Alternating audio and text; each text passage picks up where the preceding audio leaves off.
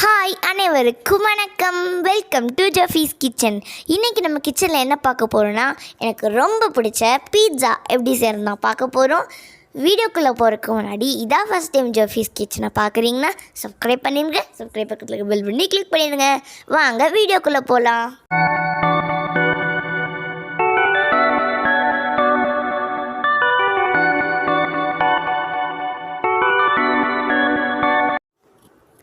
இப்போ நம்ம பீட்சா செய்கிறதுக்கு ஈஸ்ட் ரெடி பண்ணிடலாம்.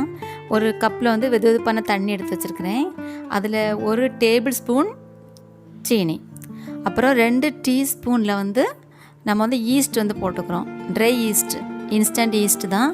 இப்போ சூப்பர் மார்க்கெட்லலாம் உங்களுக்கு கிடைக்கும், ஈஸியாக கிடைக்குது. இப்போல்லாம் 2 டீஸ்பூன் போட்டிருக்கேன். 1 டேபிள் ஸ்பூன் சுகர் போட்டிருக்கேன். இது அப்படியே நம்ம கொஞ்சம் மிக்ஸ் பண்ணி ஒரு ஓரமாக வச்சிடலாம். இது ஆக்டிவேட் ஆகணும். அதுக்கப்புறம் தான் நம்ம மாவு பிசைய முடியும். இப்போ லைட்டாக மிக்ஸ் பண்ணி ஓரமாக வச்சிடலாம். இது நல்லா என்ன ஆக்டிவேட் ஆகி வரும். அதுக்குள்ள நம்ம பீட்சா சாஸ் செஞ்சிடலாம். நான் எப்போவுமே வீட்டில் தான் செய்வேன், விலைக்கு வாங்கினது கிடையாது. இதுக்கு 1 தக்காளி, 1 வெங்காயம், 4 பூண்டு, 1 துண்டு இஞ்சி இவ்வளோ எடுத்து வச்சுருக்கேன். இதை கட் பண்ணி நம்ம ஒரு பேனில் போட்டு இதை நல்லா வேக வச்சிடணும்.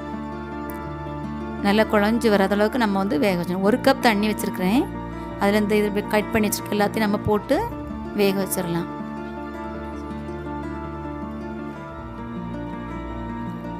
நம்மளே அப்பப்போ செய்யும்போது வீட்டில் செஞ்சுட்டு நமக்கு நல்லாயிருக்கும். இது நல்லா வெந்து வரணும். இப்போ மூடி வச்சு நல்லா வேக வச்சிடலாம். அடுத்து நம்ம ஒரு பவுலில் 1 கப் மாவு எடுத்துருக்கிறேன். நாளைக்கு மைதா மாவு தான் எடுத்துருக்கிறேன். நீங்கள் கோதுமை மாவு கூட எடுத்துக்கலாம். என் பசங்களுக்கு கோதுமை மாவில் செஞ்சால் பிடிக்காது, அதனால நான் மைதா எடுத்துருக்கிறேன். இதில் நம்ம உப்பு சேர்த்துக்கலாம். அடுத்து நம்ம ஆக்டிவேட்டான ஈஸ்ட் நம்ம சேர்த்துக்கலாம். அதனால் நம்ம எல்லா இடம் படும்படி கலந்து விட்டுக்குங்க ஃபஸ்ட்டு. அதுக்கப்புறமா நம்ம இந்த ஈஸ்ட் வாட்டரை நம்ம அதில் ஊற்றி நம்ம பிசைஞ்சிக்கணும். கொஞ்சம் கையிலலாம் ஒட்டுற மாதிரி தான் இருக்கும், அந்தளவுக்கு தான் ஃபஸ்ட்டு இருக்கும். அப்புறம் நல்லா பிசைய நமக்கு அது ஒட்டாத பக்கத்துக்கு வந்துடும்.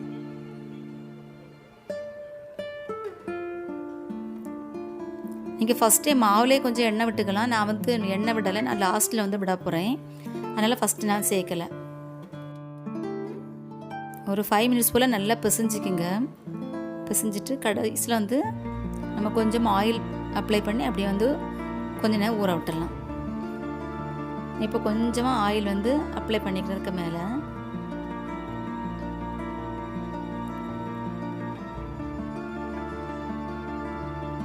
ஒரு ஸ்பூன் ஆயில் விட்டுருக்கேன். இதை நம்ம அப்படியே கொஞ்சமாக பிசைஞ்சிட்டு அப்படியே வச்சிடலாம். கொஞ்ச நேரம் நம்ம ஊற விட்டுடலாம்.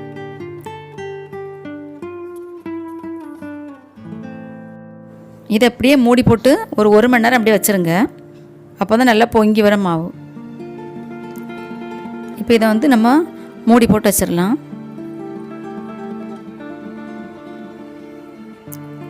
இப்போ நம்ம பீஸா சாஸுக்கு ரெடி பண்ணி வச்சுருந்தது நல்லா வெந்து வந்துருச்சு.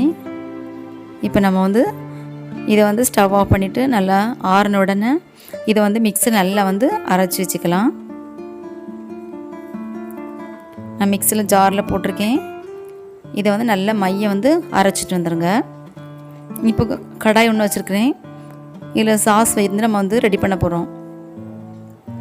இப்போ இதில் நான் 2 ஸ்பூன் ஆயில் சேர்த்துக்கிறேன். இதில் நீங்கள் ஆலிவ் ஆயில் அது கூட சேர்த்துக்கலாம்.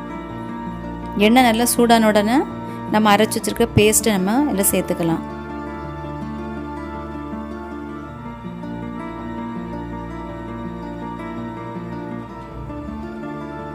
பேஸ்ட் இப்போ நம்ம சேர்த்துட்டோம்.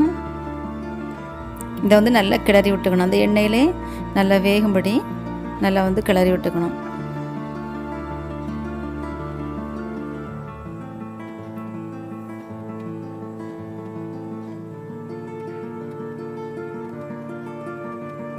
இதை நீங்கள் கொஞ்சம் அதிகமாக கூட செஞ்சு ஸ்டோர் பண்ணிக்கலாம். இது கூட நம்ம இனி மசாலா பொடி சேர்க்கணும். 1 டீஸ்பூன் நீங்கள் தனி மிளகாத்தூள் சேர்த்துக்குங்க. நான் இன்றைக்கி அரை டீஸ்பூன் மிளகாத்தூளும் இனி ஒரு அரை டீஸ்பூன் காஷ்மீரி சில்லி பொடியும் போட்டிருக்கேன். நீங்கள் வெறும் மிளகாத்தூள்னால் 1 ஸ்பூன் மட்டும் போட்டுக்குங்க. இதோட நம்ம 1 ஸ்பூன் சர்க்கரை சேர்த்துக்கணும்.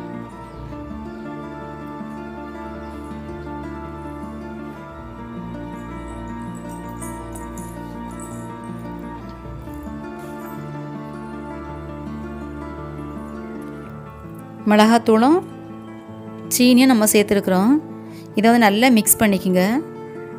இது நல்லா கரைஞ்சி அப்படி வரும். அப்புறம் எண்ணெய் தெளிஞ்சு வரும். அது வரைக்கும் நம்ம கிளறிட்டு இருக்கணும். மூடி போட்டு கூட நீங்கள் வேக வச்சுக்கலாம்.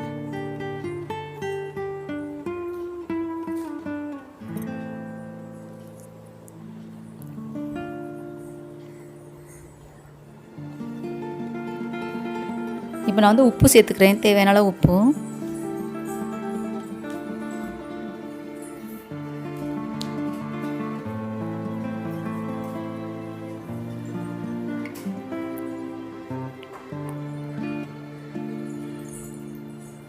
இப்போ நம்ம இதில் கொஞ்சம் டொமேட்டோ கெச்சப் சேர்த்துக்கலாம். இது நீங்கள் வீட்டில் இருந்தால் சேர்த்துக்குங்க, இல்லைனா விட்டுடலாம்.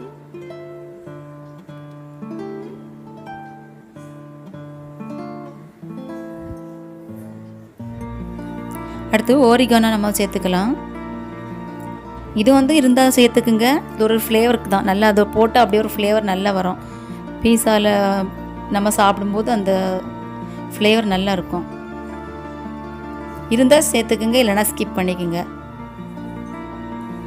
இதெல்லாம் போட்டு நல்லா கிளறி நம்ம ஒரு மூடி கூட போட்டு வச்சிடலாம். இப்போ மூடி போட்டு வச்சுருங்க, கொஞ்ச நேரம் அப்படியே இருக்கட்டும்.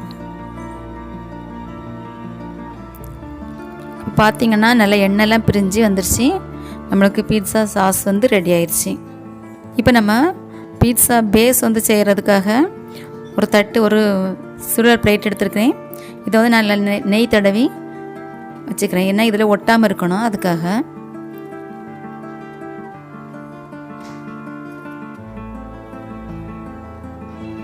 இல்லை நம்ம எடுத்து வச்சுருக்க இந்த மாவு நல்லா அழகாக பொங்கி வந்திருக்குது. நான் அன்றைக்கி 1/2 ஹவரில் எடுத்துட்டேன். நீங்கள் 1 ஹவர் விட்டால் இதோட நல்லா பொங்கி வரும்.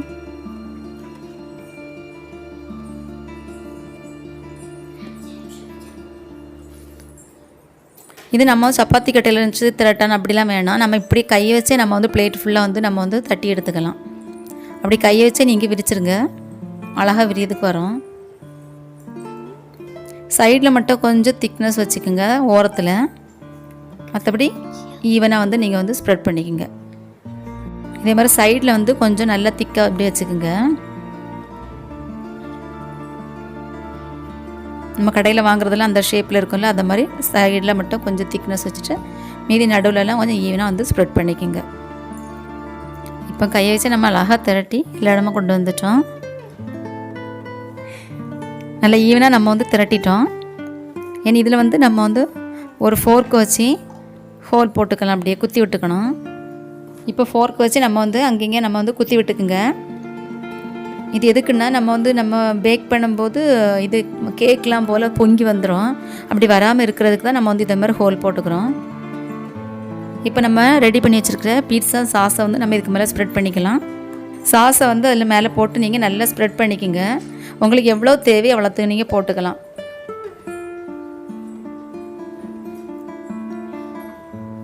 ஈவனாக ஸ்ப்ரெட் பண்ணி விட்டுக்குங்க.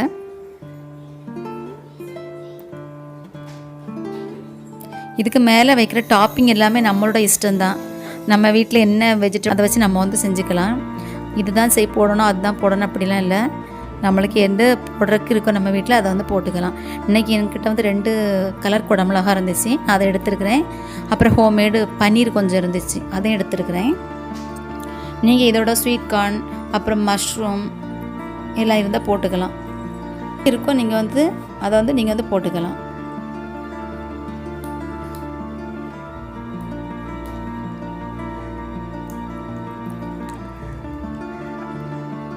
எப்படி உங்களுக்கு வைக்கணுமோ அந்த மாதிரி வச்சுக்கலாம். நீங்கள் குட்டி குட்டியாக கட் பண்ணி கூட நீங்கள் போட்டுக்கலாம்.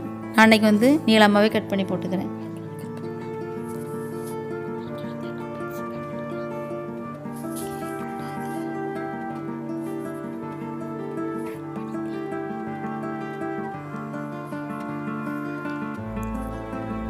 இப்போ பன்னீர் எடுத்து வச்சுக்கோங்க. என் பசங்களும் கூட சேர்ந்து எடுத்து வச்சிட்ருக்காங்க.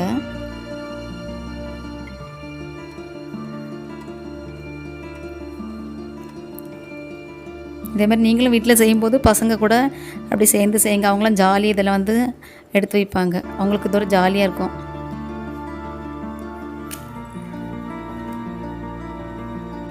இப்போ வந்து வெங்காயம் கொஞ்சம் நான் மேலே எடுத்து வச்சுக்கிறேன்.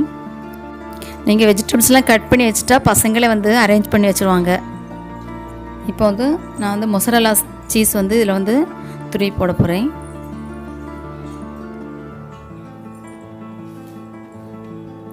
நீங்கள் துருவி ஏற்கனவே வச்சுக்கலாம், இல்லைனா இப்படி கூட துருவிக்கலாம். டைரெக்டாக அதில் கூட துருவி போட்டுக்கலாம். சீஸ்லாம் உங்கள் இஷ்டம் தான், எவ்வளோத்துக்கு வேணுமோ அவ்வளோத்துக்கு போட்டுக்கலாம். நிறைய போட்டால் நல்லா சீஸியாக இருக்கும்.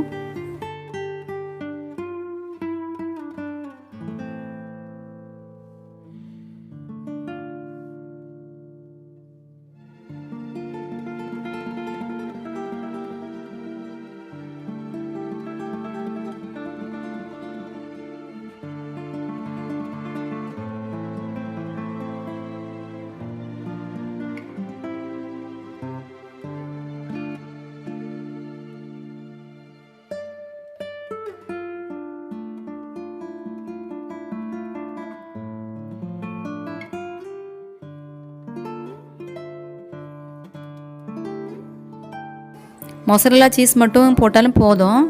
என்கிட்ட இன்றைக்கி வந்து செடார் சீஸும் இருக்குது, அதனால் நான் அதுவும் கொஞ்சம் போட்டுக்கிறேன்.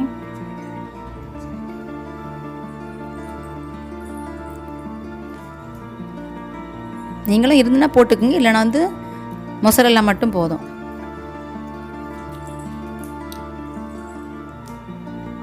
எப்போவும் எல்லா சீஸும் நமக்கு கிடைக்கிறது இல்லை. நம்மகிட்ட என்ன சீஸ் இருக்கோ அதை நம்ம வந்து யூஸ் பண்ணிக்கலாம்.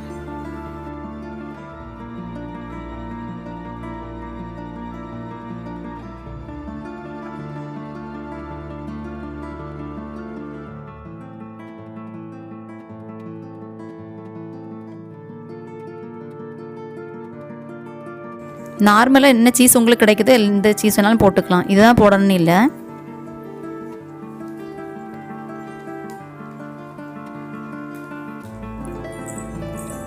மேலே டாப்பிங்ஸ் நீங்கள் வந்து என்ன வேணால் வச்சுக்கலாம். ஆலிவ்ஸ் வச்சுக்கலாம். நாளைக்கு ஆலிவ்ஸ் வைக்கலை. இப்போ வந்து மேலே வந்து கொஞ்சம் ஒரிகானோ வந்து போட்டுக்குங்க. இது இருந்தால் போட்டுக்குங்க, இல்லைன்னா வந்து வேணாம்.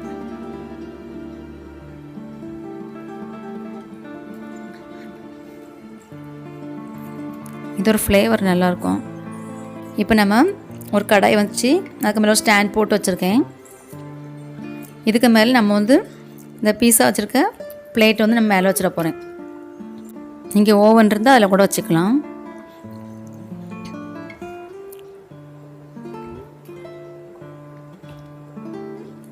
இதுக்கு மேலே நான் வந்து பிளேட்டை எடுத்து வச்சுக்கிறேன். இதுக்கு மேலே வந்து நம்ம ஒரு நல்ல ஒரு மூடி போட்டு மூடிக்கலாம். இது 15 to 20 மினிட்ஸ் ஆகும். இப்போ நம்ம பீஸா ரெடி ஆயிடுச்சு. இப்போ நம்ம டேஸ்டியான பீட்சா ரெடி ஆகிடுச்சு. நீங்களும் கண்டிப்பாக ட்ரை பண்ணி பாருங்கள். இந்த வீடியோ பிடிச்சிச்சுன்னா லைக் பண்ணுங்கள், ஷேர் பண்ணுங்கள், சப்ஸ்கிரைப் பண்ணுங்கள். ஓகேப்பா, சப்ஸ்கிரைப் பக்கத்தில் இருக்க பெல் பட்டனை கிளிக் பண்ணுங்கள். அப்போ தான் நாங்கள் போடுற எல்லா வீடியோஸும் நோட்டிஃபிகேஷனாக வரும். தேங்க்ஸ் ஃபார் வாட்சிங். பாய்.